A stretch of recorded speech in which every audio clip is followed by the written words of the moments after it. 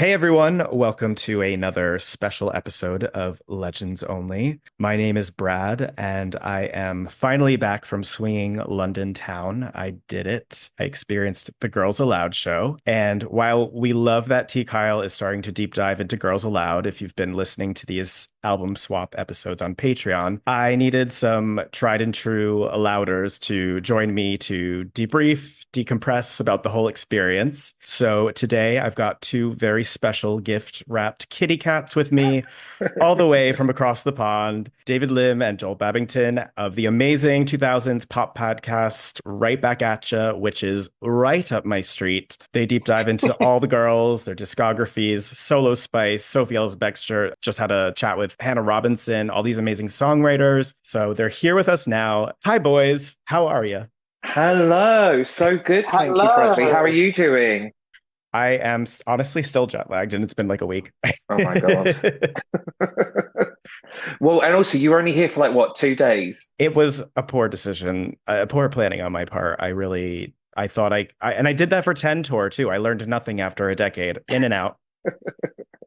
Yeah, But but you got to do these things, right? Because it's a huge pop event. And, I grew up in Australia. So when Girls Aloud was doing their thing, you just can't just pop over. Like, it's not that easy when you're in Melbourne. So I used to watch all my friends and like people on socials. I mean, like, Brad, like, I've been following you since like well over a decade. yeah, So right. I'm aware that you have popped over and you've had these experiences. And there I was stuck in Melbourne being like, oh my God, will I ever see Girls Aloud live? Will I ever Mm, see Sugar Babes live? It was just mm. like we were so far away. But I'm glad we had this moment where we were all there for this one. Me too. I know you and I think, met for the first time in person at Mighty Hoopla 2022. We've been like Winter Gordon stans Yeah, since that's true. Yes, we go back digitally, at least to Dirty Talk, if not, yeah, earlier. surveillance. Yeah. Um, Yeah, so I figured before we get into the actual experience, we might as well, especially for those of us who don't know each other's respective backstories, give us our like allowed discovery story. Mine is not that interesting, but people probably know by now. I on the Britney forums, somebody posted the show, probably 2004, 2005, and I basically just said, "What is that? I need more of it." And it was right. I think Long Hot Summer was my first campaign that I was actually engaged with as a fan by that point. How about you guys? Amazing. I mean, what a great time to come in to the girls, Bradley. So for me, I was like a 10-year-old little gay boy obsessed with Pop Stars, The Rivals. I'd already been obsessed with the TV show the year before, Pop Stars. Then we had Pop Idol in between that. So I was just like, all of this stuff, like, hook me up on an IV drip. Absolutely loved it. So week in, week out, straight away, always wanted. So for anyone that didn't know, Popstars Rivals was the boys versus the girls. They created a boy band, a girl band. I know everyone listening knows that, but just in case you didn't, I was always team the girls from day one. And I think we briefly spoke about it on one of our Girls Aloud episodes. It was a time of, I think I wasn't home the night they all got voted in. So I had asked my sister to handwrite who made it into the band. A written And memo. then, yeah, Yeah. yeah, Yeah, exactly. And then I've, yeah, wrote been their tapped name in on the along. window on the metro. And yeah, been tapped in ever since. Oh, I love that you're OG like that. Oh, To be honest, like Sound of the Underground got reviewed in the Herald Sun in Australia. So we were aware of it, I guess. I mean, some of us picked up on it, but really the moment was Jump with the Love Actually soundtrack and everything. And that coincided with my last year of high school. And I was like this big media studies nerd. So I was editing the year 12, the final year video, that big montage that everyone, we used to actually put it on VHS. That's how old I am. yeah. But I was editing it and I really wanted to soundtrack it with like the songs of 2004. And because I was obsessed with Love Machine and people at school didn't know that, that was my hidden agenda. I'm going to get Love Machine in there. So I remember like that kind of Girls Aloud agenda really starting in high school. But to be honest, like I think it was probably the Chemistry album where it really kicked off for me. Yeah, same. Yeah, that's exactly right. I that's when I got in as well. But and they charted in Australia, right? Uncharted, like I think it's it's respectable. It's somewhere. Not everybody has that, so we'll give the girls that. But I think leading with biology for their in-person promo was an interesting choice because I think Australians probably didn't really get that, and also some of the TV performances I think included "I'll Stand by You," which was probably a good choice. For the moms and dads and the aunties and uncles at home. Yeah. That is true. That's true. I, there's not a single, there was Here We Go was sort of like the theme song for an animated Totally Spies or something like that. But, Yeah. when people ask me like, oh, how would I know them? It's just, there's no way here. There's no way you would have to be on a pop forum or just be a nerd in general to know because they just had zero crossover whatsoever. Brad, you had to be, if you weren't in the UK, you had to be, by the sounds of it, a little gay boy that was logging onto Mew Mew. So we met, right, a bunch of international fans at the show, and we were asking them, "How did you hear about Girls Aloud?" And they all said, "From reading your blog, Bradley." That is insane. I'm glad if I have a lasting legacy in this world, it's wonderful that it's introducing Girls Aloud to Americans. So Yeah. couldn't ask for anything better. Um, okay, well, as so I did the Saturday Sunday shows. You were Sunday, but Hmm. did you do further ones? Yeah, so I've been to one of the Manchester Oh, shows. okay. I wasn't planning to. I was visiting my sister in Leeds, which is like 2 hours away from Manchester, an hour or two. And I was like, hang on, could get myself down to Manchester to see the girls. And then I thought, you know what, sod it, because I really regret uh we kindly had an offer to go and see the Spice Girls in Manchester last minute, and I didn't do it on the last reunion tour. Oh, And I've regretted it ever since. So I was like, okay, I'm in the vicinity. Let me see if I can do it. And then my friend was nearish as well. She was like 2 hours away as well. So we were like, we're doing it. you have to. I mean, clearly legendary girl groups are reuniting on your behalf and you're rejecting the invite. You have to take them up on that. So But Joel yes. is so right, though. He was kind of like the angel on my shoulder with that kind of decision because I had a last minute, because we got our London tickets well in advance. So I Yeah. always knew in my head we were going to have that experience. But then I was given the opportunity to see them in Sheffield. And I was like, do you know what? Tuesday is a work from home day. And home is where the heart is, and my heart is where Girls Aloud is. So I went to Sheffield quietly that day. Let's hope Okay. David's boss isn't listening to this. Yeah, yeah, exactly. Exposed. Listen, honey, the work got done. Okay, I was on the train, on the emails on time. I was taking meetings in the hotel room. Okay, the work got done. The work got done. Exactly. We make do for Girls Aloud. We do what we need to do. And if that's a 48-hour trip Absolutely. to London, then so be it. So yeah, we did the O2. They sold 5 nights at the O2. They got I just saw their trophies that they got for setting that. I don't know if it's a record, but at least it was a little It's celebration. deserved, whatever it is. It's a, Was it not it's a piece of part the of the roof, roof? isn't it? It's the roof. Yeah, Yeah, not wild. very glamorous. Yeah. Yeah. I thought it looked glamorous.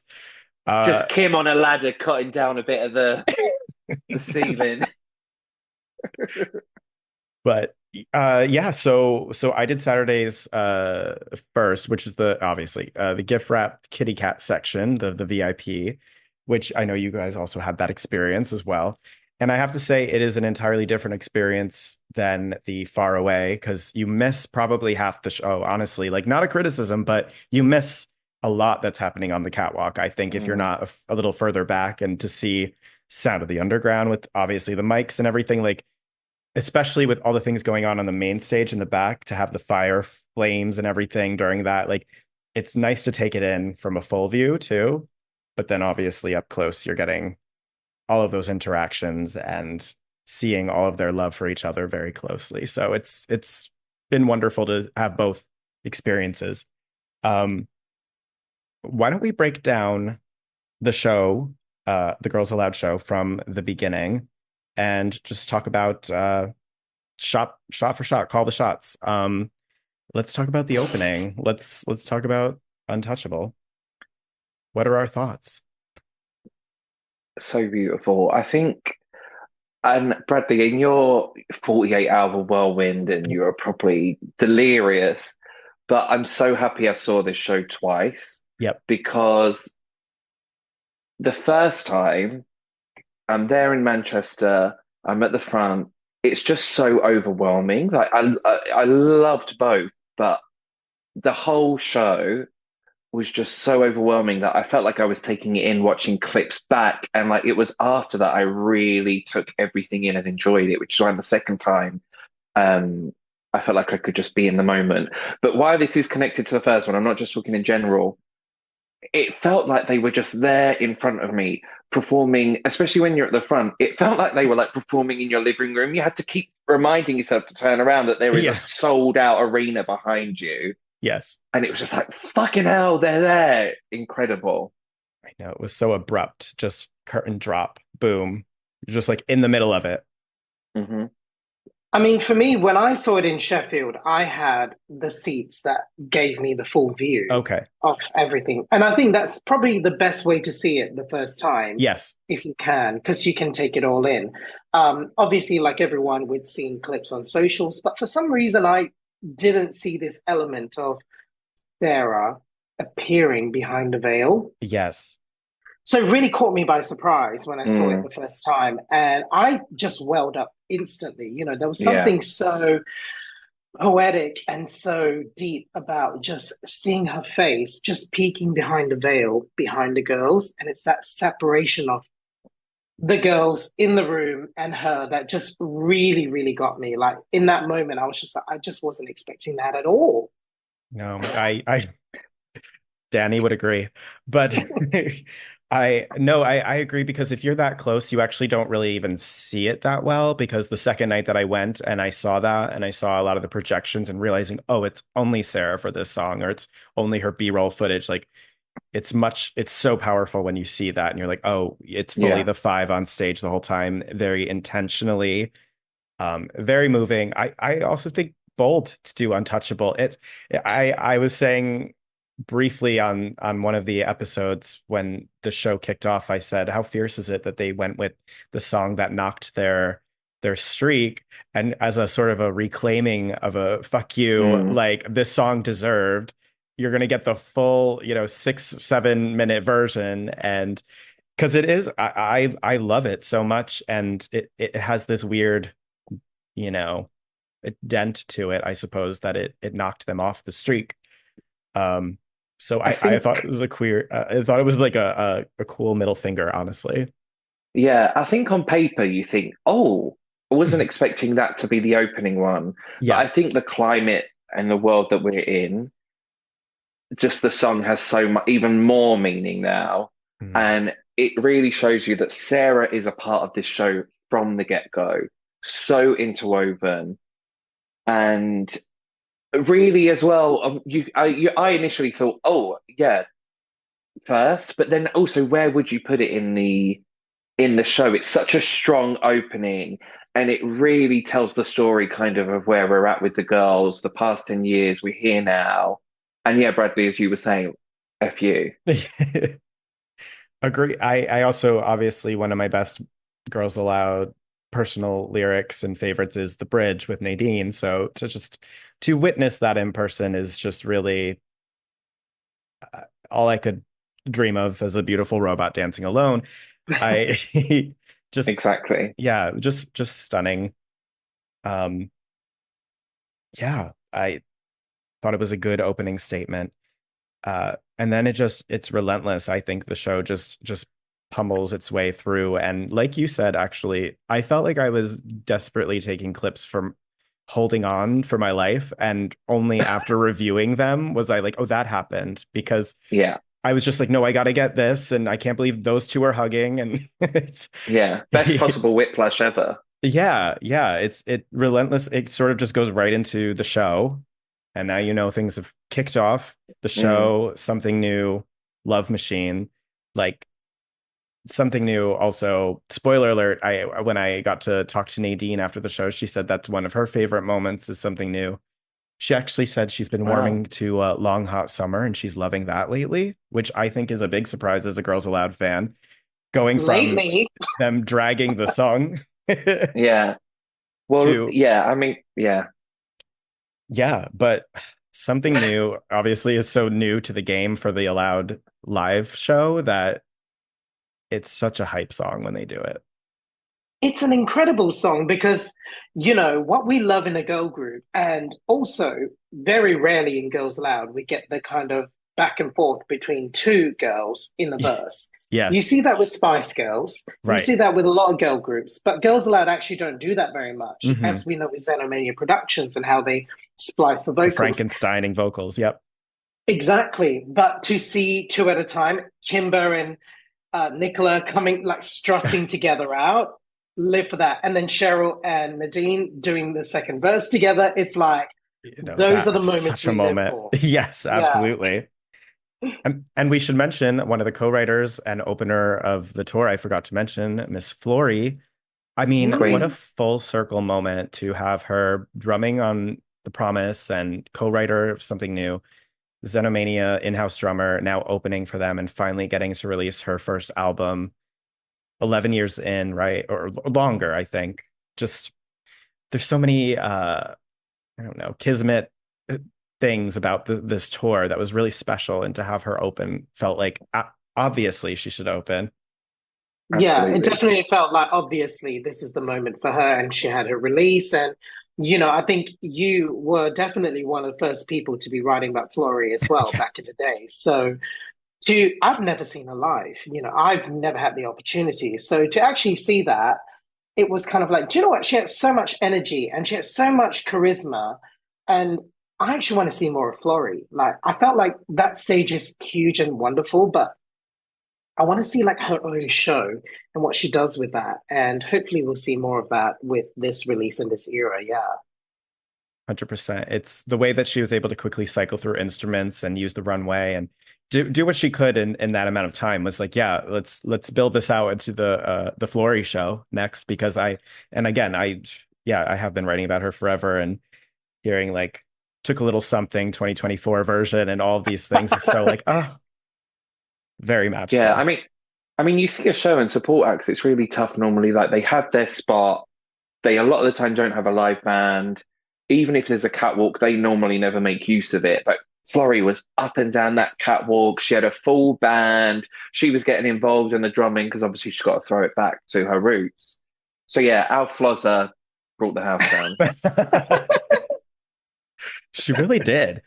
Um, yeah, and so by the time we get into Can't Speak French and Biology in the tour, that's when they really start giving us nostalgia through props and backdrops, which I mean, the whole show is just fan fiction come to life, but that really to do the shambolic biology dance for us and the same background, I thought was such a treat. And they know what we want, they know what we love, and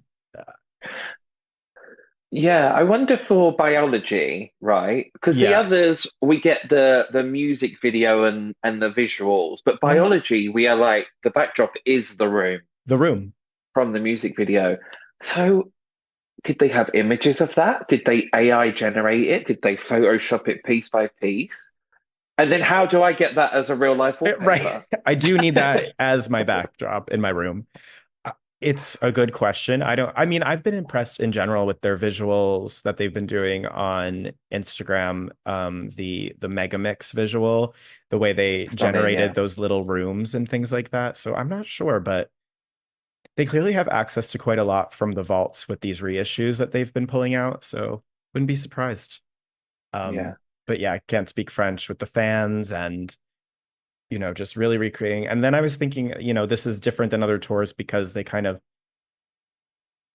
I don't know, make them more sexy or make them whatever, electro renditions for certain tours. But here they were like, we're giving you exactly what you remember about these songs.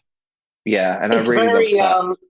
it's very respectful and it's very much a homage, isn't it? Because it reminds me of the last Spice Girls reunion tour, actually, where it was so different to the 2010 one Yes. or whatever year that was, because that was still like looking back, obviously it was fierce and we all loved it at the time. But when you've had the two different reunion tours to compare, you're like, there was a slight air of desperation and wanting to prove yourself with the first one, whereas the second one is like, do you know what? We know what we are. We're proud of it. We're giving you nostalgia. We're bringing back the memes for everyone. And it kind of felt like this with this tour with the girls. You know, it's a celebration of everything they've done, and it's really for the fans to reminisce. And although we do get some moments later in the show where it's like, oh, this is new. We didn't, we didn't have that before, but now we have this, and that's wonderful. So I think for the diehard fans that want a little something different, they do throw that in as well. Yeah, Agreed. I think if you look at like after Untouchable, if you look at truly, like I said it before, the whiplash, we've gone from the show Something New, Love Machine, Can't Speak French, Biology. It's like that's like what the first third of the show. And Yeah, imagine it's having a career where that could just be weaved in and out of a greatest hit show. We're not even halfway through yet. yeah. Did you guys notice that and it's in a fabulous way. When they were doing I Can't Speak French on the show we were all at, one of the dancers dropped his fan. And I was like, they were like dancing, and he just, you're gonna be so sweaty, it slipped out his hands. Yeah. And I'm like, without even realizing him, like he is so Kim during the long hot summer promo when she drops the fan on morning TV. I'm like, I they don't did even not. realize the Easter eggs they're giving us. Now I got to go look back in my videos, but these references, yeah, these are deep. Yeah, Taylor Swift wishes. Um, Absolutely. Look, I mean, look, I was going to get there early later, but this is our era's tour. Every oh, time I've sat there, absolutely. I'm like, this is our era's tour. It absolutely is. And it's we keep saying relentless, but it just powers through all these songs and you're like, "Oh my God, like all of these eras, like you said." We do get all the way up through biology to the first slow moment of the night, which is Whole Lot of History. Thank God they did it, obviously. Um, Mm, they begin to do every girl gives a speech throughout the night, which I like, a little personal touch, and some of them go Mm. more off the rails than others, but What I uh, love, did they feel different what they were saying Saturday to Sunday for you, Bradley? to a degree, yeah. I mean, Cheryl did the wave through the crowd on the first night. Oh, really? She made everyone do a wave because she was so excited. Yeah, because what I liked about Manchester, and then it was a fair few weeks later in London, and I don't know if it felt like this for you, David. Yes, each girl has this is when Kimberly speaks, this is when Cheryl speaks, and there's the main points. This is when our Queen Nadine speaks. Yes. And it's the points are there, but how they get about it is different. And I Yes. loved that it wasn't so this is my rehearsed lines, and we're gonna say this. You all look great tonight, isn't it Hmm. brilliant? Like it was always heartfelt and it was always riffed and sometimes more chaotic more than others in the best possible way. For sure. They got emotional at different moments during the shows, even Saturday and Sunday. Cheryl looked extremely touched and like sort of nervous almost to turn around to see Sarah's bits in Whole Lot of History on Saturday. When I was up close, I could see her like grab Kim and sort of be anxious, I think, to turn around and walk away. Just it was really touching to see up close. Whole Lot of History up close is wild. They're truly reminiscing, looking at each other. And I should mention in something new that strut when they are just staring at Sarah, that is one of the most powerful mm, parts. Incredible. Oof. Because there are some bits that no one could sing other than Yeah. Sarah. And, so obviously the promise, everyone knows that. But something new as well. No one could do those bits. Like the only way to do that is we have Sarah sing to a sold out audience the way it deserves. And rightly so, where we're at in the show, whole lot of history. Yes, Sarah's bit isn't till the end, but no one else could do that. No. No, and they've said it in interviews leading up to the show, and they made good on the promise, if you will, that they did not feel it was appropriate to sing over her or sing the bits for the most part. You know, some lines are less memorable that they did sing, but her big bits, they truly had her vocals. And Mm. I I was just in awe. I mean, I was going to talk about it later, but I'm just in awe in general of the way they've preserved her memory and paid tribute in the most respectful way I think they could have ever. Like this was an almost impossible task, and I think Yeah. they achieved it in such an admirable way of celebratory. It doesn't feel like one long in memoriam at all. It feels alive, Mm, yeah. and it's just it achieved this impossible seesaw moment of like sad and happy, where it's like it could be both things, but it didn't feel Yeah. and either I, way, yeah. I think you're right. Like they absolutely did the impossible. It's beautiful, it's genuine. It feels like the however many thousands that got to see it each night, experienced a tiny bit of how we know how close those girls all got in the most horrible Mm. circumstances, but we know it's really brought them together as a band, and we get to see a little bit of a taste of that. And other bands have reunited in similar situations, and it's just not been like this. This is the only show where Sarah is there. Sarah is 1/5 of this show with the girls. And I think with it's also like this is one of the only person you could do this for, isn't it? Nicola that even says, or in a VO, like, get on your feet and celebrate our girl Oh, because the speech too. That was very unexpected. Like, get up, yeah, dance and sing in memory of our Sarah. Like, Mm. it was very like Born This Way intro or something. It was yeah, unexpected. Um, yeah, no, it's true. And the other thing is, it's whiplash. It's a roller coaster because they'll never let you get sad for too long. Because the moment after a no, whole lot of No. history, they go into fierce mode and smack you with, I mean, one of the yeah, most shocking moments, which is "Wake Me you're Up." like, yeah, they're sorry to cut you off, but you're like, you feel it and you're Yeah, still like wiping away the tears, and they're yeah. like one third into the next up tempo one, and you're like, right, come on. Before we move on, though, can we just say how stunning, like, whole lot of history the vocals are?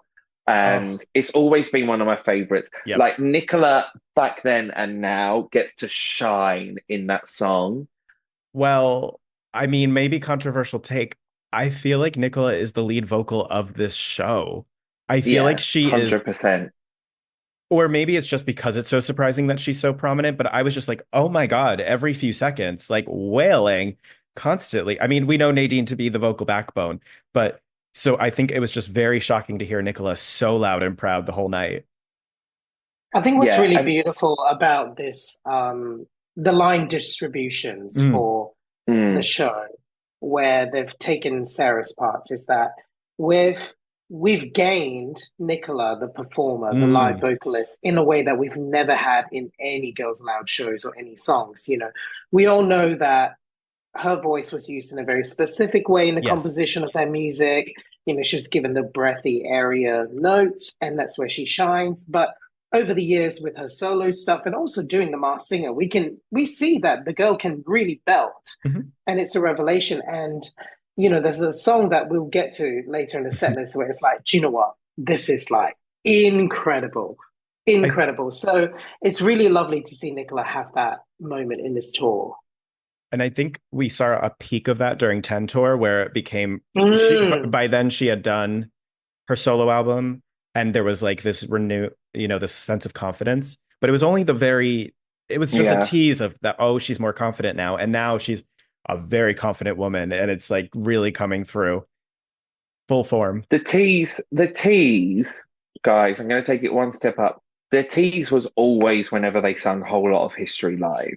Mhm. The chemistry tour, even me as a fan, the chemistry tour was the first time I got to see them live back in the day. And like we touched on it in our episode, and I'm not going to do the vocal now, but when Nicola sings it live, Hello. even then you were just like, ah. No, And yeah, her part in that yeah. song is like it's like it arrests you at that moment. You're like, I'm locked into this song. And on Sunday, I'm sorry, Mariah Carey jumped out of Cheryl. She switched it up how she sung her vocal. Yes. the I ad was like, libs were There was an extra vibrato. There was an extra riff. I was like, She took it up. I kept looking over yeah, at MNEK and his eyebrows kept raising because it was like there are harmonies and melodies here that we're not used to from them.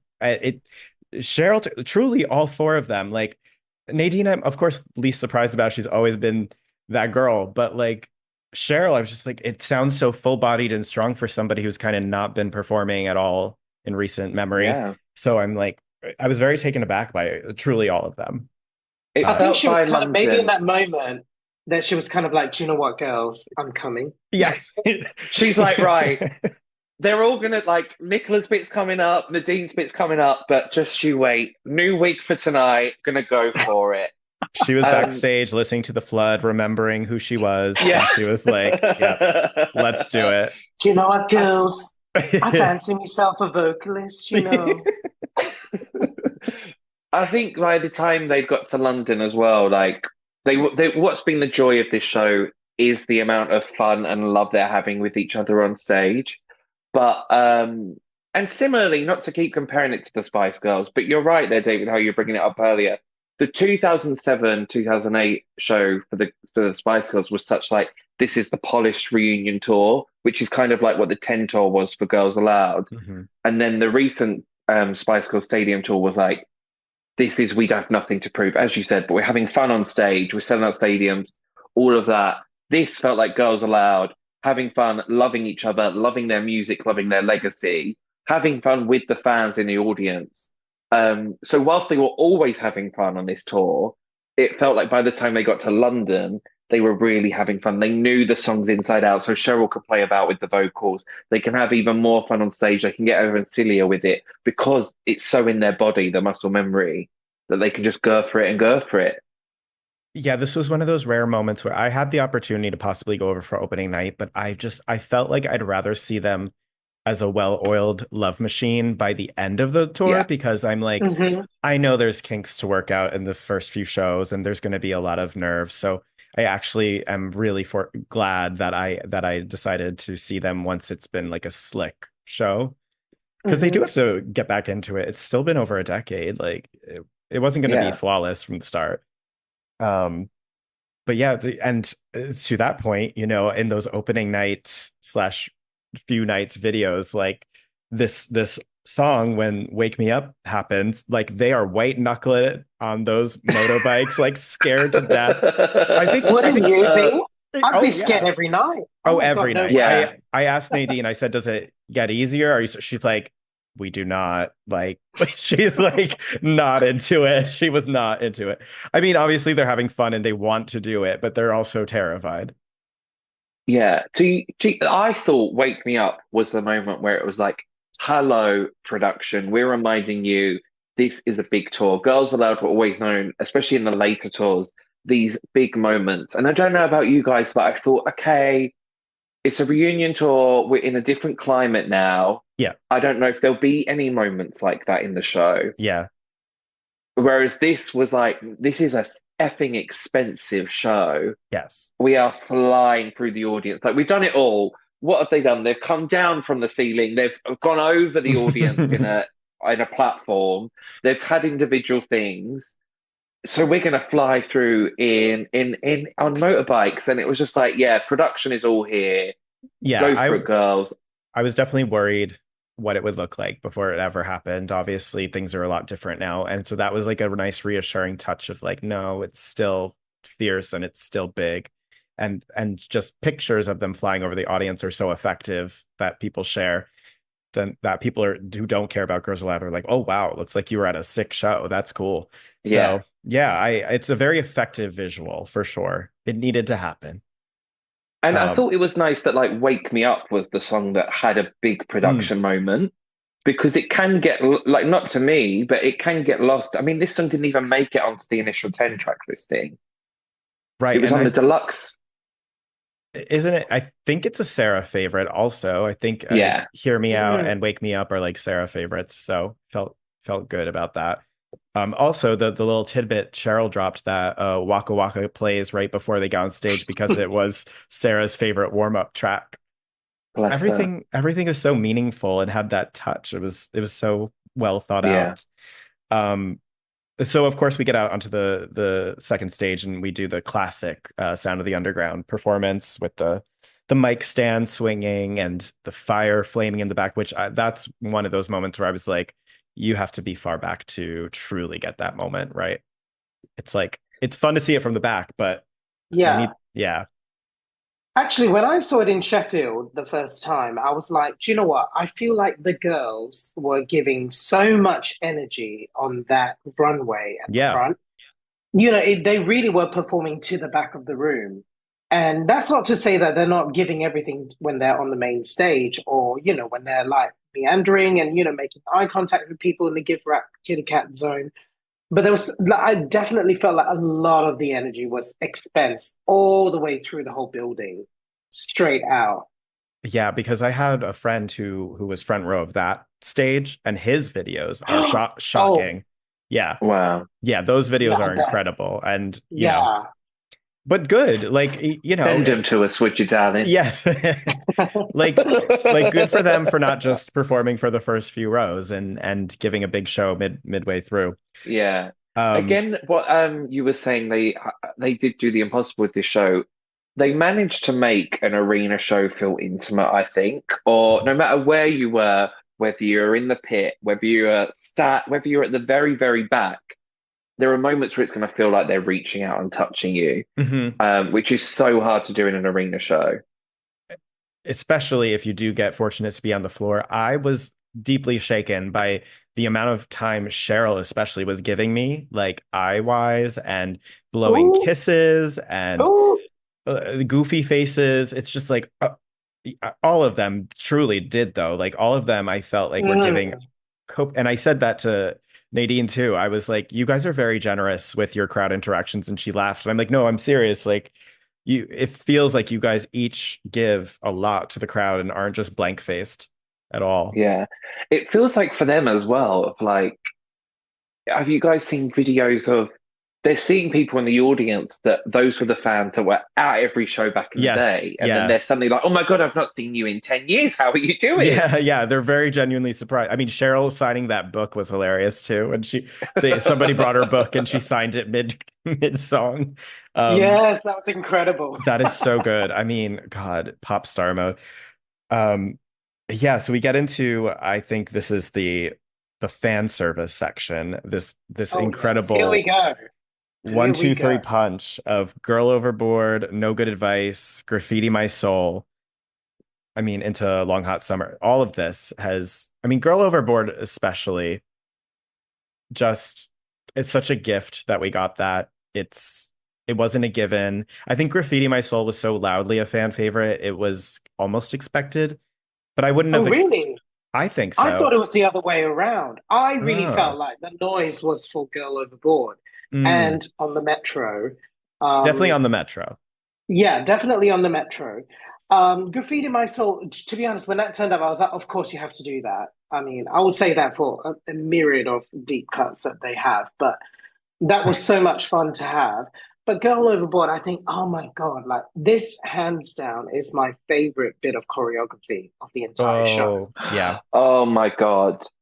Do you Nicola's vocal the Nick when they section had the moment where they're like, into the choreo. And the That, wave when the girls are like strutting across the stage and the dancers like tumbling, I hmm was like, this is theater, darling. yes. This is get this on the West End. do you know what's wonderful, right? Is that this show is a celebration of the girls' careers. While it is nostalgia, but they haven't overly played like it's a modern feeling show, right? Or it's Mhm. leveled up, should we say? So it's timeless. Yes. Um, but also Beth is back, who's been their main choreographer since back in the day, hmm and I think this is Beth's best work with Girls Aloud to date. There is so much versatility in this choreography. It isn't just modern pop choreography. You have so many ebbs and flows in there, different feelings, and Girl Overboard is one of those moments when you see it more than the rest.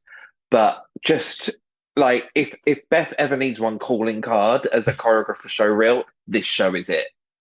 Absolutely. I think that it it suits them so well. All the dramatics, the hair flips, the bending over the dancers constantly, and the dramatic backward head, constant. I totally agree. This is also one of the moments that Nicola really jumps out for me. I mean, Mm. towards the end of this song, a delicious moment for her and all the Yeah, girls. beautiful. Um, into No Good Advice, which I thought also was one of my favorite moments, actually, which I don't think it doesn't have like a specific, there's not one specific thing I loved about it, but I just love how rambunctious they are, I suppose, like rowdy. But It kind also, of felt this is the like, moment that we had the classic checkerboard background yeah, re Yes. recreated for the stage, which we haven't seen done before because obviously this is album two era, and with that, what album we're one, gonna darling. say. Oh yeah, sorry, but album one they didn't have a tour though, did they? Because it was No, the big tour was Right. album two era, Yeah.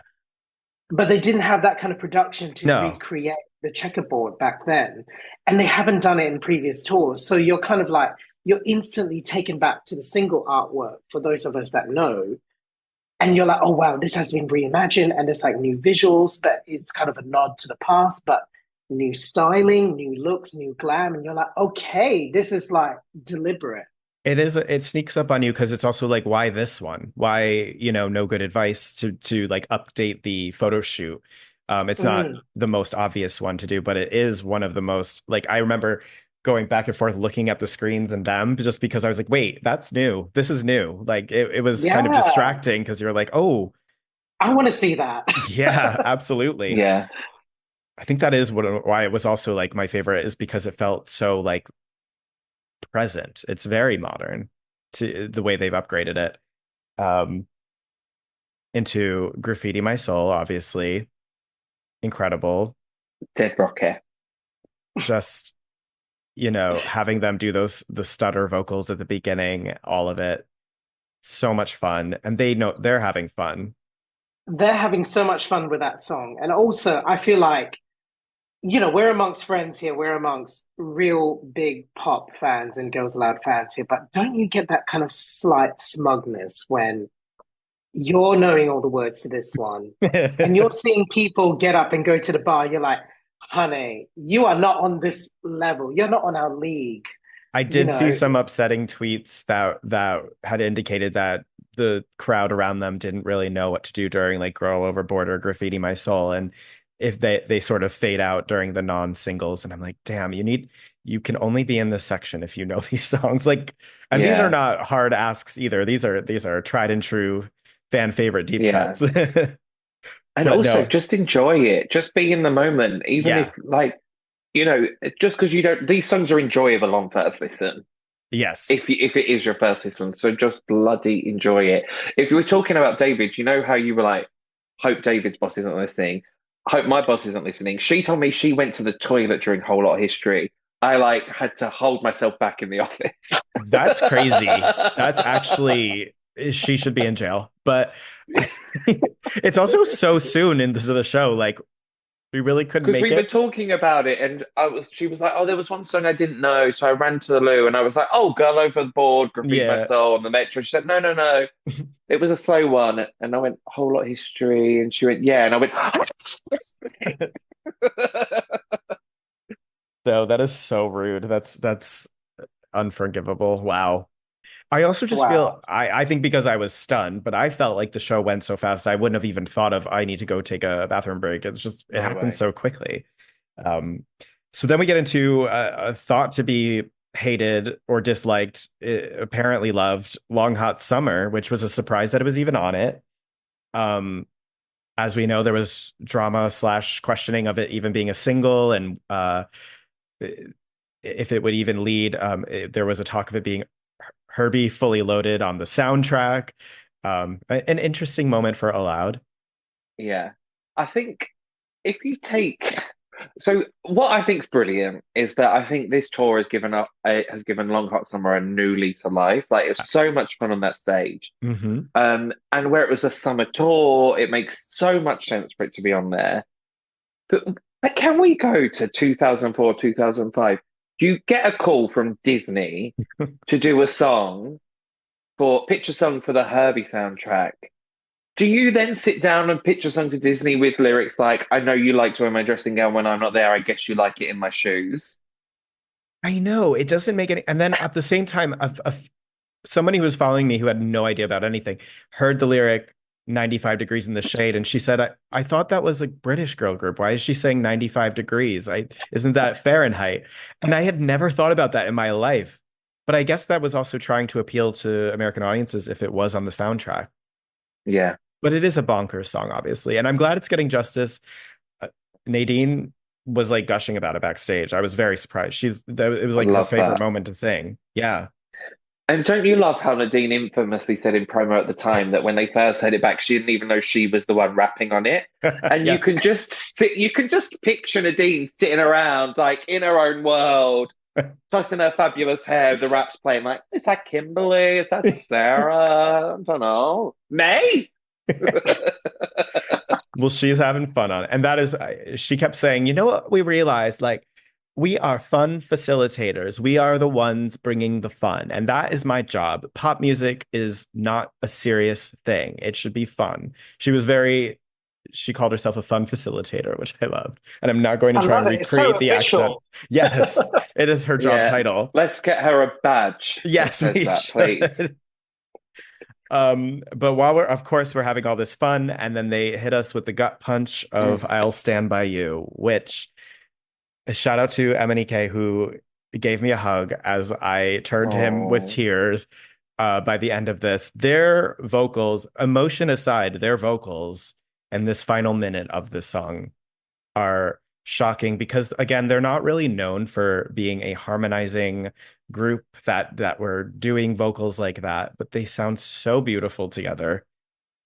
Oh, just So yeah, I think again, this is another way that this show's done so well. And what I love about this show is that any other pop shows in this situation, this would be the moment. But this is like what, one of four. But yeah, even one of four isn't giving it justice because Sarah's there throughout.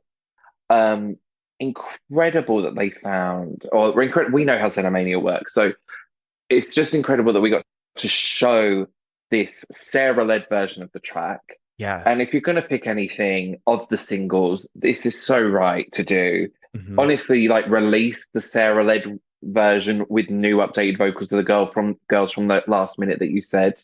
Um, but it was such an emotional moment of the show. I think, David, I think I had you on one arm and my partner Alex on the other arm, and we were Mm. just all there together celebrating It our girl. was seeing it the second time, this was the emotional point for me. The Mhm. first time it was untouchable when Sarah came up on the screens, but Mhm. second time it was this. I think when I went to see it the first time, I was like, I know this is coming. So I was like, kind of like ready. But I think the second time, because we're in a gift wrap kitty cat zone, was just jumping around so much. And then suddenly the song comes on. I was like, oh shit, here we go. Feelings are back. Feelings are Mhm. back. Uh oh, here we go. And because they were so up close and you could actually see their facial expressions, like that ruined it. Like it just destroyed my heart. Like I was just in bits. Yeah, seeing their faces up close with that is it's too Mm. much. And then that is the one where we get the most extended Sarah time. Like we get the outro video and that's like the full, I guess, maybe dedication official because we get the long video interlude, Mm. which is Yeah. And I just think just what a reminder of like how much she just lights up the screen mhm. of just such this energetic, charismatic of any of them from watching it back in the like from being there from the beginning. I think why Girls Aloud, well, you can't pinpoint why they work so much because it's just like lightning in a bottle. But the girls kind of had room to grow, and I think that's why us as an audience feel like we're part of the journey because we watched them. It took, till album two or three till they were Girls Aloud. Mhm. But I think Sarah was the one that was like a ready-made pop star Mhm. from her first audition. And she just like she just lit up the camera. They have all these outtakes from all the music videos. I've listened to interviews with music videos directors with the girls who were like, Sarah was just up for anything. She's the one that's going to go for it on camera. And you just see it, and it's just her wonderful smile. It's just like, And I think, you know, we not again to talk about the comparisons to Spice Girls, but they are the closest to having defined specific personas or personalities. And we just knew her as the raucous, fun-loving rock chick, whatever have you. yeah, And it's just it comes through so well in that montage and all the songs. Um, and it is a reminder of her personality. It's so well captured there. Um, Mhm. of course, they, for a second time during the show, slap you right back into into fierce mode with another music video homage with Sexy No No No with the inflatable red dresses. What are our thoughts Mm. on the Sexy No No No return to the stage? Such a great idea Hmm.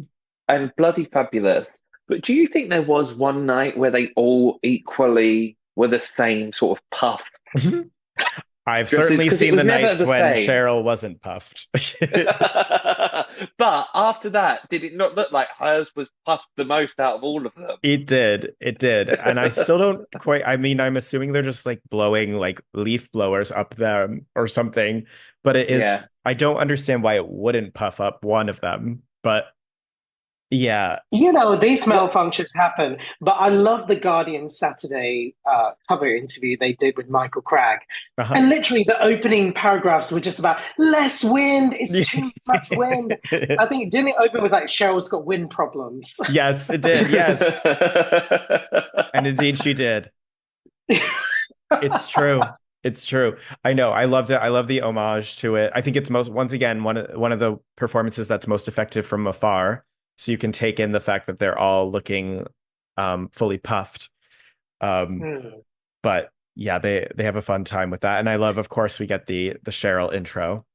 Yes, but also here's the thing with the opening of each of these sections, they do give you a big moment, whether it's coming out on motorcycles with Wake Me Up or the puffed up skirts.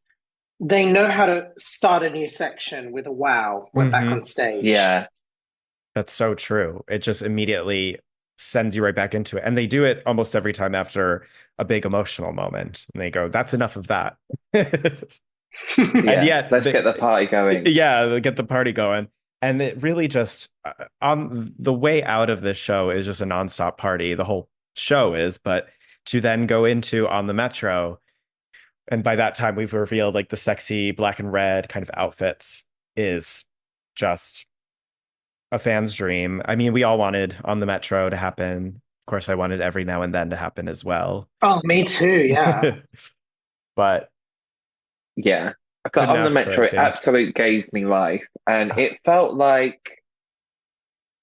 it just felt like even if people in the audience hadn't heard it before, it felt like a single. It didn't feel like, oh, here's a deep cut for you. I mean, we got, Mm. and this was one of the whiplash moments for me, just looking on screen and seeing them doing the photo shoot and lipping along to it. I'm like, oh, you prepared for this song. Like you have footage of yourself doing an unofficial music video for it, Yeah. So which Which we let's didn't make it get with the first. official and release it. Yeah, we didn't get that for the 10 tour, did we? I mean, there were beautiful visuals, but they've done basically a performance video, a visualizer, as the kids would say these days, there is a for the Metro. visualizer for on the Metro at this point with very fierce outfits and the like Cheryl with the dog, like all of it is like, oh, Oh, yes. Oh, my God. So when I was watching this in the gift wrap kitty cat zone, I was really watching Kimberly because, you know, her and Nicola get to open the song, right? yes. They were both one together. And she was like, that's that bit was that, you know, they're waiting to launch into their first verse and they're doing the hip thrust. They're kind of bouncing a little. She was like giving the extra swish and then straight down the runway, the girls are strutting. I was like, yes, Kimber, you go get that discounted Wix paint, you know, like, let's go, girl. This is a strong Kimba finish. Obviously, this last Mm. part of the show, I would say she really comes alive here. I would say, Yeah. um, Yeah, but this is a fan favorite. This is a non-Girls Aloud fan favorite. Like I had people asking me to send them the video that didn't even care that much about Girls Aloud, saying they knew this song. I don't know how or why, but I said Oh okay. wow. Yeah, Good. I'm We I'm love to see glad. it. Yeah. Yeah. I had a great view of Cheryl dancing along to the. This is the one I think I sent of you two. Oh my God, yeah. Cheryl Cash Love. caught us in the audience, loving it. That was so She gave you two a funny. private show on the Metro. Oh Do you my know what I God. was thinking of? I was completely unaware of what my body was doing at that point. Because here's the thing, right? When you have a performer, four performers live in front of you, giving Hmm. their most, I always feel if I'm that close and they can actually see me and I can like give some energy back, I really want to do that because it's like, look, we're like three-quarters of the way through the show now. Like, Yeah. let me give you something back. And I actually really just lost my mind in that moment because I was Yeah. like, you know what? We're all together in this. And I know it sounds cheesy, but there are moments at shows where you feel that real connectivity to the performer. And that was that for me. So that's why I was jumping up and down like a lunatic. As you should, and well timed into Jump, which I was telling. Sorry to keep like bragging about my Nadine conversation, but I was telling Nadine, We love it. That's what we're here for. Oh yeah, yeah. I was We like, want the tea. Jump actually shook me. Not that I'm like surprised by Jump or anything, but the way the arena truly did jump to take it in Look, from afar was a beautiful sight to behold. And I believe this is where we yeah. get our confetti, right? This is the confetti It's explosion. it's always going to be one for the mums and dads Yeah. jump, you know. It's for everyone. It really is, and I just the combined force of everyone truly jumping and the confetti, all the explosion, it was the most euphoric feeling. Mm. Jump is far from my favorite Aloud. I think it's a standard, of course, but it's not like one I'm going to actively, you know, throw at somebody. I guess is like my favorite, but Mm. live, it's a stormer. It Yeah, It look, absolutely is. Yeah. we joke that like it's not one of our favorites, mhm, but for it to be, as you said, live is going to be such a moment. And we do also have to always really thank that song for giving us the absolutely, life of Girls Aloud. It gave absolutely. them Yeah. the second wind, which then had the positive domino effect onto everything else.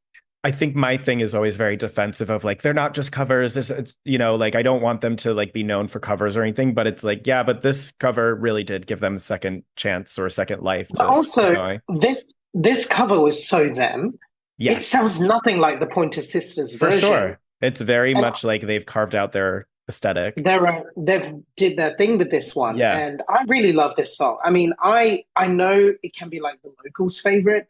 You know, I can be very B-sides and all that rarity stuff, but I will always have time for Jump because yeah. I think purely by the way they've reimagined it, Hmm. you know, it really was for everyone. And I just think, do you remember in one of the earlier interviews where Cheryl was saying, "Oh, do we need more covers in the set list?" Hmm.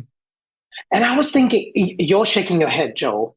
And I was shaking my head as well. But I was like, I think she does kind of have a point because, say, for the suburbans, moms and dads, or whoever that, you know, maybe knows one or two Girls Aloud songs, they remember Jump.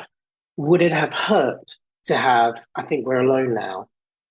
That was Well, one of the ones people are throwing around. I truly yeah. did not like that moment for them. I felt it like it was a cover too many at that point. I was like, you're too good for this at this point. But Bradley was not alone now. I But the thing is, right, I was fully expecting a Girls Aloud cover moment because their tours were so infamous for it. yeah. From What Will the Neighbors Say onwards, like we had Teenage Dirtbag on that tour. Oh, I Then mean, I when I would have saw lived them, for yeah. The Grease, the and then we medley. had, then we had on, Chemistry Tour, we had loads because we had, I Predict a Riot, Dead Edgy, and then like What a Feeling, that sort of 80s musical moment, and then onwards with the tours. So I thought we were going to get it, whether we wanted it or not. But then having this tour it was just so strong and powerful. We didn't need it. Like we have a Mhm. few covers in our own discography that we really have reclaimed as our own songs. We don't need to do. I mean, like, what even would they do for the? So on Tentor, what did they do? Call Me Maybe. What Yeah. would they do now? Like, we don't need that.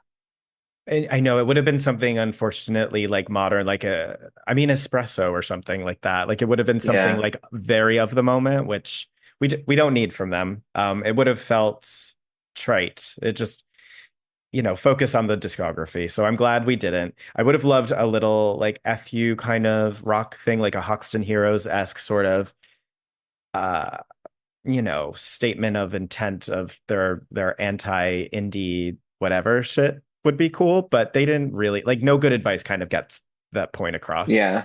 Um, I think with if we're sort of there now, I was going to ask at the end, but like if we were going to get anything mm. that wasn't on the set list, what would you guys have wanted?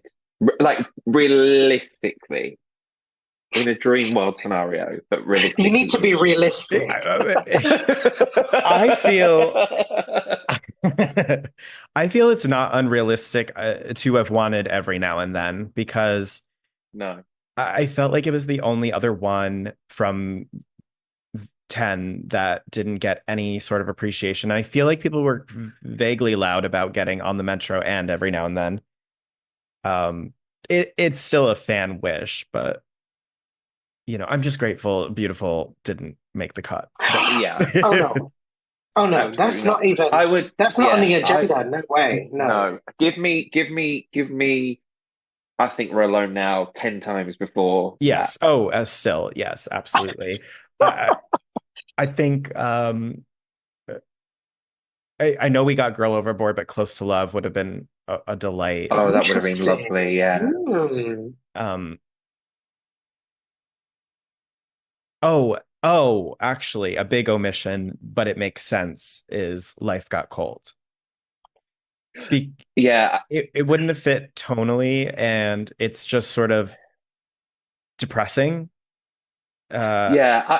I think, but like, on one hand, you think, oh, we'll get it because it's like a career it's a big celebration. one. But when you think, where would it fit in the show? And even the ballads don't slow down the show, whereas I think that would have slowed down the show. It would have, and it's not the best message in this kind of show. Whole lot of history, and I'll stand by you are sort of motivational and camaraderie and meaningful. And Life Got Cold is just a depressing song, and it wouldn't have been the right message to come across in this kind of a show. Yeah. No. I really would have loved The Loving Kind. Yep. Except they never really seem to love it. They don't. They don't love it. They don't love Yeah, it. if the girls aren't the loving kind to it, then as much as like I think a lot of people would want it, and I would have loved it, but if the girls don't want to do it, like I only want them up there. Like you can tell they enjoyed everything they were doing up there. So if it was ever going to affect that, then don't bother. I would Oh, have loved like maybe a little bit of like Memory of You I was or gonna like say a that's my medley, ultimate like one. a As yeah. I was saying, like Memory of You was also one shouted from the rooftops is like, what deep cuts do you want? Because And I feel like they yeah, teased us a bit when they released the they whole did damn mega mix, because and it's that was on it. included. It was like, oh my God. Now that you're mentioning it, yeah, where the hell is that? Because I feel like they gave it an official endorsement with the mega mix. We got the Nicola version. We got like not officially, but well, I don't know. Yeah, Which on her single. oh, on Yeah. the Yeah, we single, did yeah, get we it did. officially. Yeah. But then we As got a something B-side. else. Yeah. Oh, what leaked that wasn't official? Was it Nicola's on the Metro? Yeah, the demo. Yeah, Yeah. Maybe that's it. Yeah. that was brilliant too. But yeah, I Memory of You should have been there too. But they did always, or in the later tours, they did like do like throw in a little medley and stuff. So Yes. I feel like a medley would have been good, but obviously, look, we've got 20 tracks here. I know. So, and we're so lucky with what we got. Yeah. So we round the cornered with Call the Shots, obviously. That was always going to be there. Um Big gorgeous moment for them. Vocals, of course, beautiful. Um yeah, I don't know that I have a lot to say about Call the Shots though. Like I feel it's a pretty straightforward performance that almost uh is leading to the something kind of ooh because I feel like that one's much more exciting on the show. But yeah. Yeah, I think it's like that's their sort of that song is the performance in and of itself. Like it's a stand thing, it's powerful Hmm. in a way of yes, it's the same setup as when they do Down to the Underground, but that has the choreography that we've all known for 22 years. That Yes. and they've like it's in their body for 22 years. Whereas Call the Shots is just like we're going to sing our hearts out. We're going to be powerful. Everyone in this room is going to sing along as well. Yeah, agreed. But by the time we I get think, to, oh, go yeah, ahead. I think that was probably the only moment of the show where I felt like that song was a little bit underserviced I agree. because I think it's because we're used to Call the Shots having a moment Hmm. in all their tours. The 10 tour, Tangled Up, Yeah. Out of Control. That song's always had a moment. And it's actually when we're talking about it now that I realize, oh, fuck, I actually didn't really think much about them doing that song on the tour. If And I don't know if it's deliberate because there's so many other moments in the show yeah, with other songs. And like Joel said, the audience will sing it. It's almost like their James Morrison Broken Strings moment that they can just sort of walk around the stage and sing. And you sing it with us. It's like maybe that was that moment for them. But I think I'm accustomed to Call the Shots getting a little bit more love and attention. I agree. I felt like it was more of a transition to something kind of ooh. Like it felt like it happened very quickly in my mind. Which is strange for such a big song for them because a lot of the locals, a lot of the girlies that don't know Girls Aloud the way we do would be Mm, like, oh, yeah, hell yeah, Call the Shots. yeah. But maybe that's why it was effective. Were they actually, I'm trying to remember the night, were they on the runway for that one? Yeah, they were like Yeah, walking at the back to the front. main stage. Yeah. They're closer to the people. Yeah. It's kind of like, hey, you do this with us. Yeah. Yeah. Definitely a sing along.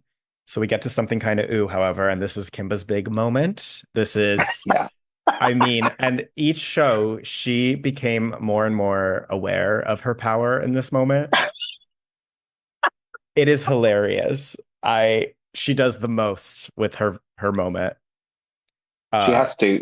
New Kimber level unlocked every time. yes, I met the illustrator Dom and Ink backstage Oh, at yeah. the party, and Legend, he yeah. had the oh boy shirt all glittered out. I can't tell you how sad I feel. Perfection. Brilliant. Uh, but in general, this is another Nicola moment too. The wailing in this at the end, she is going for it. What I love, right? So this song actually was a real highlight for me in the show because, especially the first time I saw them, they just came out with this song, and I was instantly 15 again. And Yeah. this was peak of my Girls Aloud obsession. The visuals on the back of all the different music videos, you are like, this is our effing Eras tour. Yes, Um, yes. and the power of Girls Aloud, right? We have two greatest hits in them so far, two new songs, quote unquote, for those greatest hits as the lead singles. Both have made it on to this tour. A Hmm. lot of like new song for the greatest hits can come and go, but both something new and here with something kind of ooh really shows the power of they didn't really release like a filler attack on. Right. This is still 2005, 2006, What whenever are it you saying was, about but it's still headlines? part of the Friendship set never list. ends. I think that's grown like a fine wine. I think everyone needs to reevaluate with it. But the power of Girls Aloud is those songs were released instantly and became a classic, whereas It's true. Headlines Friendship Never Ends probably is better now than it has ever been before. Well, some might say it. Oh, and okay, we wind down, of course. The big moment, the finale, the promise, where we have them behind a screen, and Sarah appears in a incredible moment for her walking primrose line. We get those are your best photo op opportunities to get all five of them. That's Yeah, like a great finale shot. Of course, we have the homage to the dress. All of it is very like recreating the promise for everyone. beautiful. Yeah, Yeah, a third time I teared up for sure. The Walking Primrose is oof, just and yeah, I did manage to get a very good video of my kitty cat experience, seeing their each individual face. And some looked happy, some were sort of like looking a little defeated and sad watching her, but mm, each person had like a different reaction watching her projection, and it was a lot. It's and unlike any show I've really been to, because this is kind of um unprecedented. This isn't normal. Um, it sort of peters out when a band member either quits or passes away. Like it just doesn't ever happen like this, really. So Mm. Yeah. this was such a touching all five moment to end it on, and it really a statement. Yeah.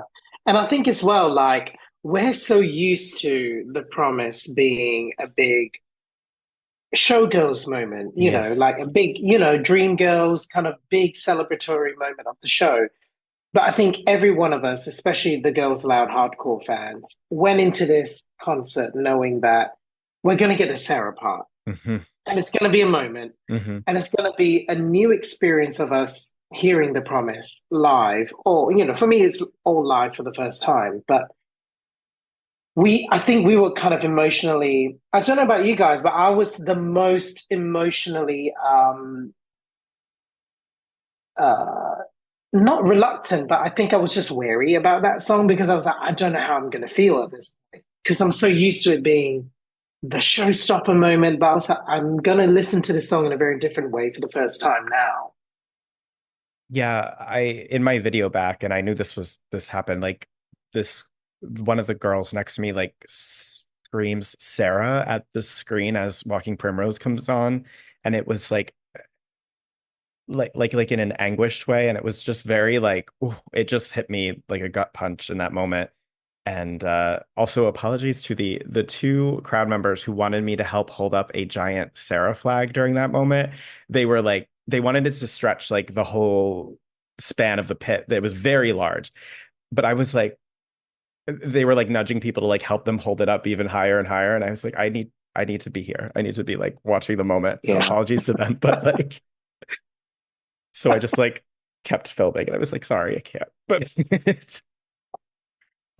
yeah, what a final moment to end on. And I think it's really lovely as well that we got to, because we all know that moment so much and we all know it as Sarah's song, but just the simple choice of making it a cappella mhm. Oh, really made it so much more powerful. just echoed through the arena. It really did.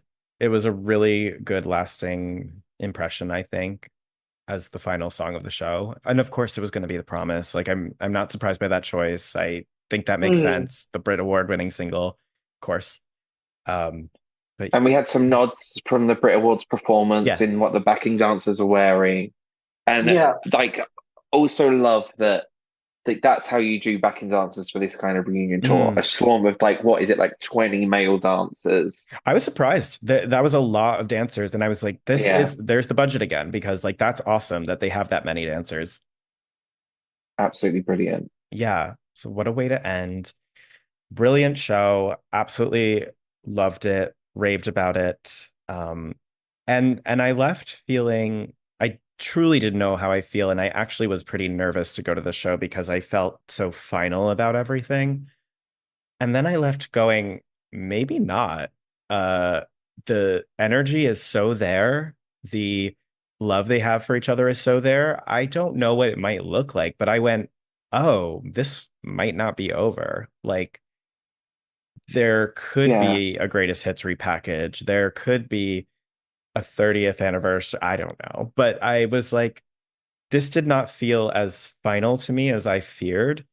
Um, yeah, as like the victory lap, the ending. Yeah, that definitely so wasn't the tone of this tour. It really was Yeah. it was celebratory, but also, yes, it is a huge homage to Sarah, who's Mhm. not with us, but also we had so much new stuff to look forward to with the girls reconnecting. Like there was actually so much joy in us watching that as well. So I think that really gave us all as fans hope for something new because it was it felt like a new chapter for all of them. Was healing. I It felt was healing. yes, my word for the show was healing. When everyone asked me what my favorite moment was, I said, to be quite honest with you, I can't name a song or performance, but watching Cheryl and Nadine hug and kiss, watching all the Mm, girls hug and kiss, yeah. I'm like, incredible. as a fan, this is just healing. It's like we're watching people process a loss, and we're watching a fan base reconcile with that, and we're watching mended wounds of an apparent, alleged feuds, and the twit longer that shall not be named, and like to go from that moment, which seems so bleak then, to now, was just like, wow, I feel really renewed. Yeah, it just felt like maybe even controversially for the first time, they were all loving something as much as we all love it. Yes, I because I felt Tentor was almost a contractual feeling of the like, we must do this for the greatest hits, and it felt like some had fallen out of love with it, some were eager to go their solo routes, and so this was much more like, we genuinely want to do this. Would you have all liked a solo moment from each girl No, in not the for this show? show. Not for this Yeah, I tour. don't think so for this show. No. So selfishly, I want to see them all solo, but I don't think it Of Yeah, of makes course, course. sense yeah.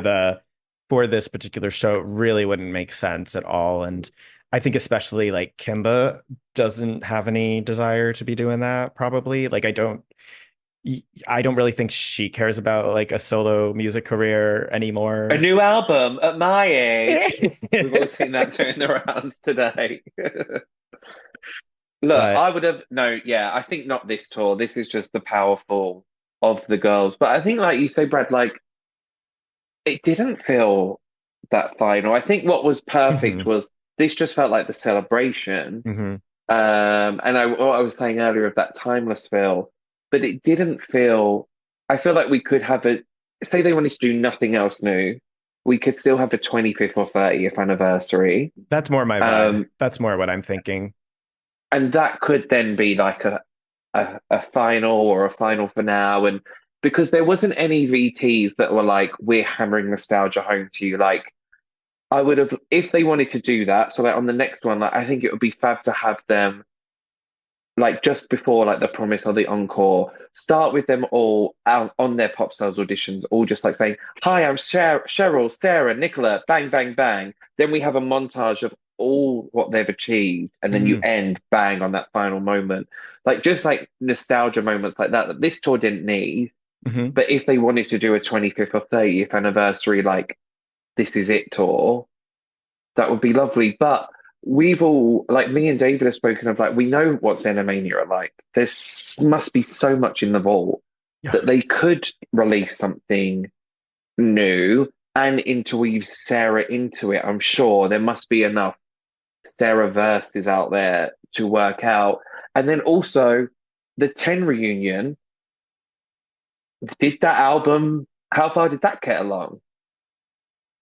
I mean, that's true too. And I think, we at least have these reissues confirmed to come. We're not done with that. So that's a possibility. I To be continued, I think, with them. But yeah, we're like smack dab in the middle of the reissues and the finding things from the vaults. And I mean, just the what will the neighbors say, and the disco bunny of it all has kept me satiated in a way I didn't even, we weren't going to get anything, but even that was a delight to have. So I say never. I implore Cheryl to reconsider and become pop star again.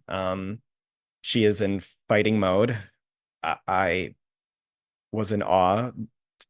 I mean, all of them. Like, if they wanted to, they should.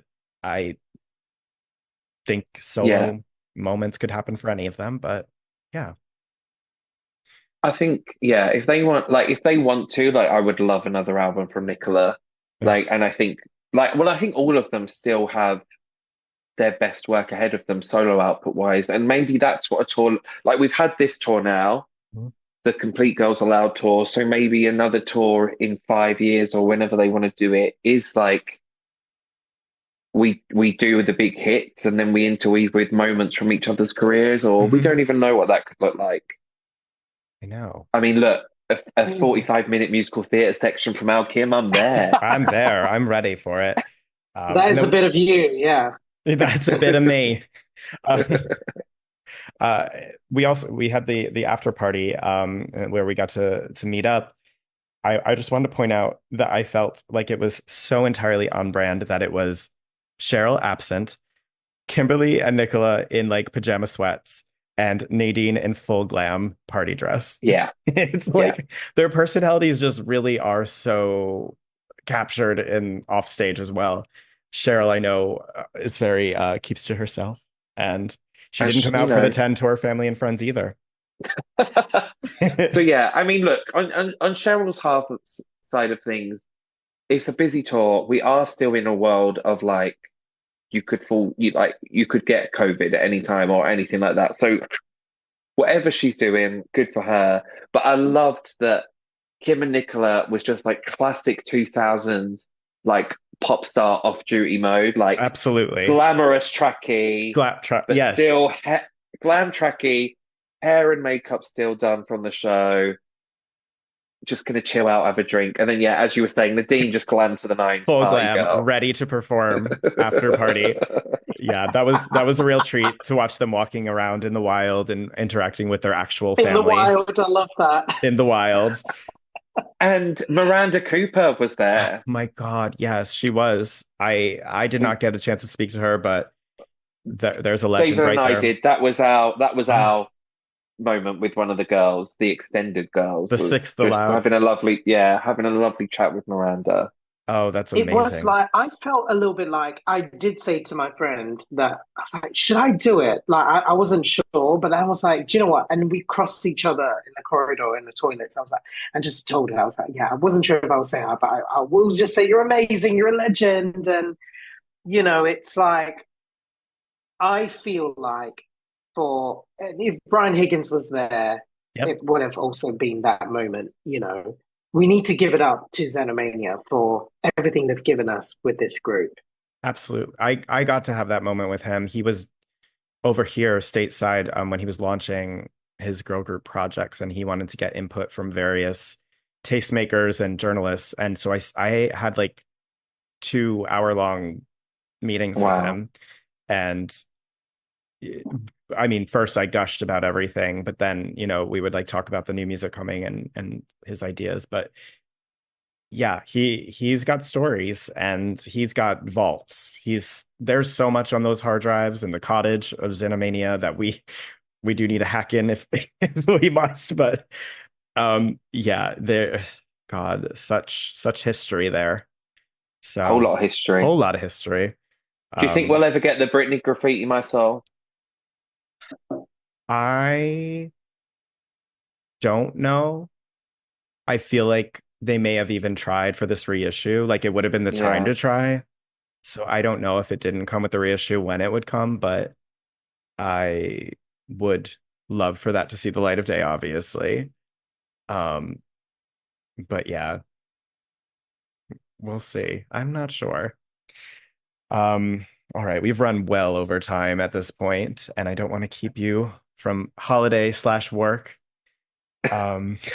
So I just want to thank you guys once again for agreeing to chat with me and properly decompress about the experience because I had to let it out and I needed diehard fans to like consider the show and be like, was it really what I thought it was? So this was great for It me. was magical, all the way down to the backstage bit where we saw the girls in the wild, as you said. In the Yeah. wild, in their natural And habitat. like Joel and I didn't want to like bother them. We didn't want to like, because we haven't met them properly.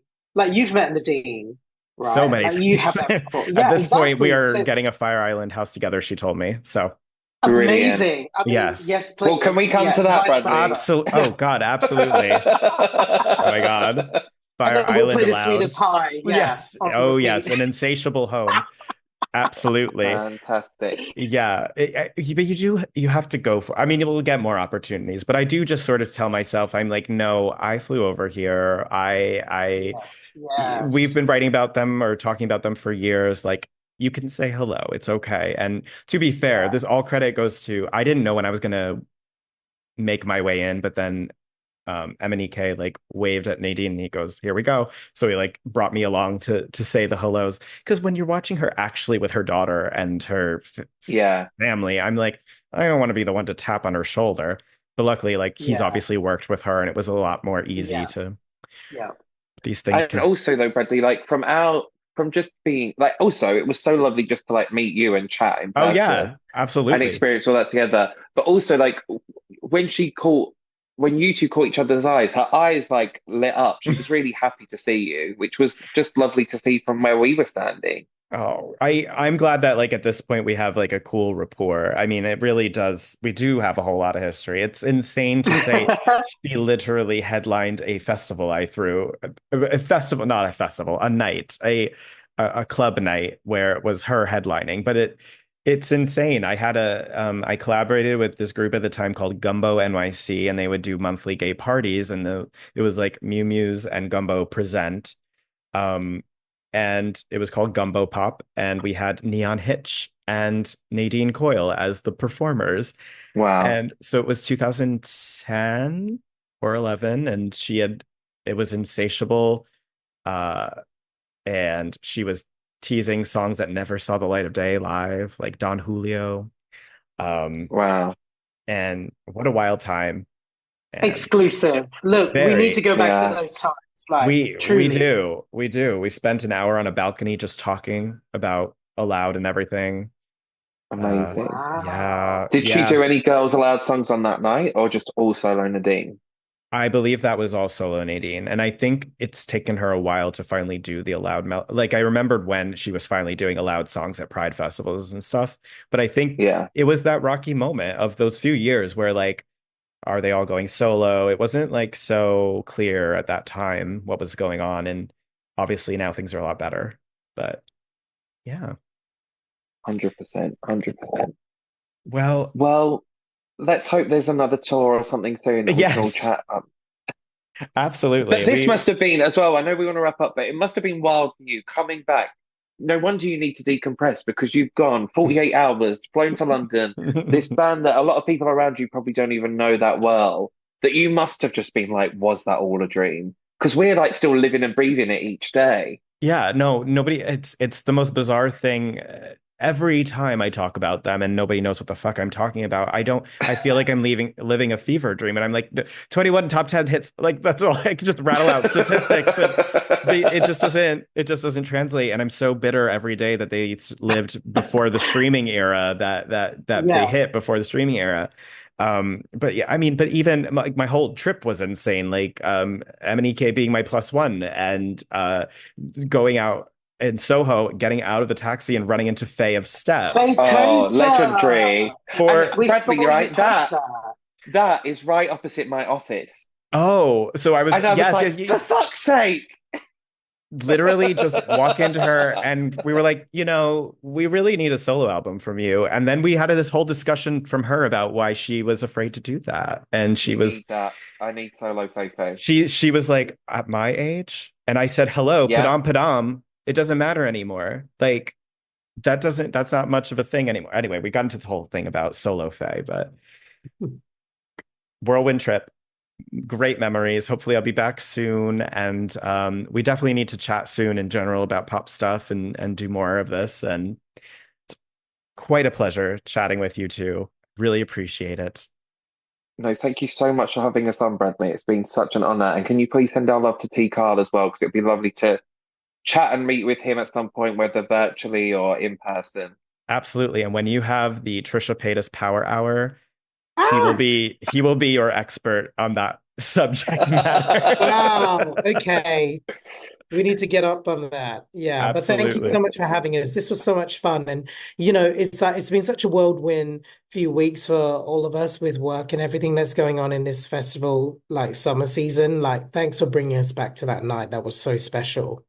Oh, I know this was such a nice like reminder of like, wait, we had a really great night. We So did, yeah. Before, like, we yeah. had to like catch flights and do all these Yes, other yes, things. Yeah. yes, yes. Oh, well, thank you guys so much. Until next time, Okay. chat with you later. Alrighty. Bye. Bye.